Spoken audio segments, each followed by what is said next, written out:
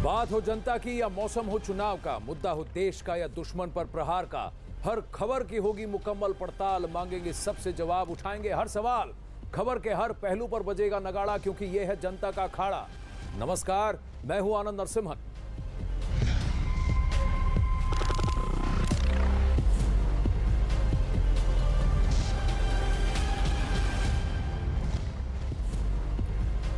अखाड़ा में आज बात लव जिहाद मामले में उत्तर प्रदेश में दी गई सबसे पहली सजा की। उत्तर प्रदेश में कानपुर की एक अदालत ने लव जिहाद के एक मामले में पहली बार दोषी को सजा सुनाई है। कोर्ट ने लव जिहाद के दोषी को 10 साल की सजा दी और 30,000 रुपए का जुर्माना भी लगाया है। जानकारी के मुताबिक कानपुर में रहने वाले एक शख्स ने धर्म छिपाकर पहले एक हिंदू लड़की से दोस्ती की और फिर जबरन उसका धर्म परिवर्तन करवाकर उससे निकाह भी किया। पुलिस के मुताबिक जावेद नाम के शख्स ने लड़की और उसके घर वालों को अपना नाम मुन्ना बताया था और खुद को हिंदू बताते हुए लड़की से शादी की। यह मामला 15 मई 2017 का है। बाद में जब जावेद उर्फ मुन्ना की पोल खुली तो लड़की के घर वालों ने उसके खिलाफ केस दर्ज करवाया। पुलिस ने जावेद उर्फ मुन्ना को गिरफ्तार कर रेप समेत कई धाराओं के केस दर्ज किए। अब मामले की सुनवाई के बाद कानपुर की कोर्ट ने जावेद उर्फ मुन्ना को लव जिहाद का दोषी पाया और उसे 10 साल जेल की सजा सुनाई है। उत्तर प्रदेश में लव जिहाद के मामले में यह पहली सजा है। 4 धाराओं में सजा हुई है।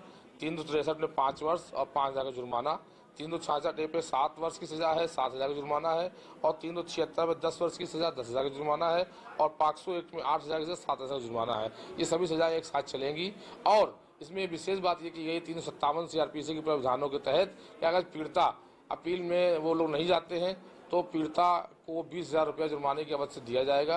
अगर वो लोग अपील में जाते हैं तो अपील के जो निर्देश होंगे उसके अनुसार पीड़िता को पैसा दिया जाएगा। ये लव जिहाद में देखा जाए तो पहला ये लव जिहाद में कानून सरकार का पहला जजमेंट है।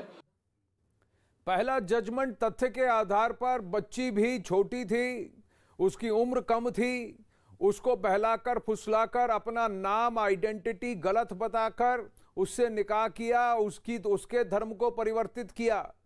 कोर्ट ने पूरी पड़ताल के बाद लव जिहाद के केस में यह पहली सजा सुनाई है। अब सवाल यह उठता है कि इसका अर्थ यह है कि लव जिहाद है। जो ये कह रहे थे कि लव जिहाद नहीं है, लव जिहाद है। क्या ये जो केस है ये सिर्फ पहला केस है? ये क्या एक पूरे गहरी साजिश की बस पहली परत है?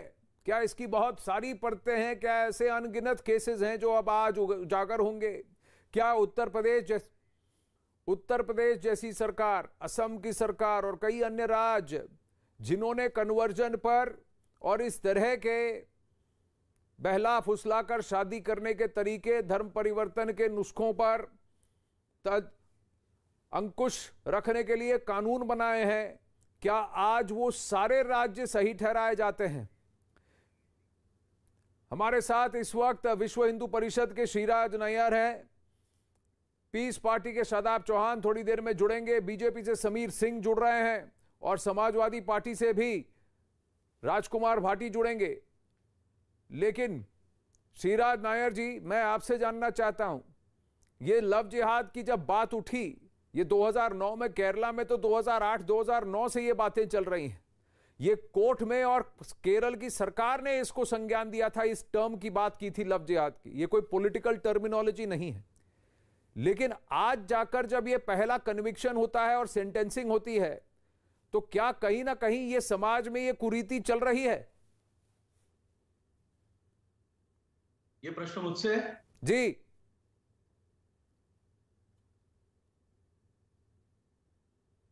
जी श्रीराज जी बोलिए। ये प्रश्न मुझसे आनंद जी? हाँ जी श्रीराज जी बोलिए। हाँ देखिए आनंद, हम तो जैसे आपने बताया ये टर्मिनोलॉजी 2008 से केरल में हुई और ये पूरे भारत में इसके बारे में लोगों के अंदर जागरूकता फैलाने का काम विश्व हिंदू परिषद बजरंग दल ने किया। और आज जिस प्रकार से कोर्ट ने एक निर्णय दिया, ऐतिहासिक निर्णय लिया, इसका हम स्वागत करते हैं। और ये प्रमाण हो चुका है कि जिस लव जिहाद के बारे में हम कई वर्षों से हम ये मुहिम चलाए हुए हैं और ये साबित हो गया है कि इस प्रकार से हिंदू लड़कियों के साथ धोखाधड़ी से विवाह कर करके उनका जीवन बर्बाद करने का एक षड्यंत्र बहुत सालों से चल रहा है।